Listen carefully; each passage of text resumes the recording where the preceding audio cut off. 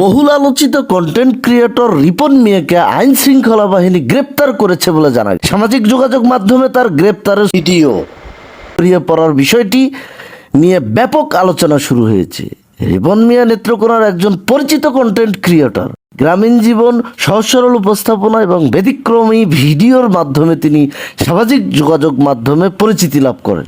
তবে গ্রেপ্তারের ঘটনা নিয়ে বিভিন্ন ধরনের দাবি প্রচারিত হলেও আদালতের চূড়ান্ত সিদ্ধান্তের আগে কাউকে অপরাধী বলে সমীচীন নয়, অপরাধী বলা যাবে না।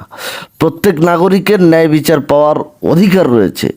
আমাদের সবার দায়িত্ব হলো যাচাই বাছাই করে তথ্য প্রচার করা, গুজব বা বিভ্রান্তিকর তথ্য ছড়ানো থেকে বিরত থাকা এবং আইনকে তার নিজস্ব প্রক্রিয়ায় কাজ করতে দেওয়া।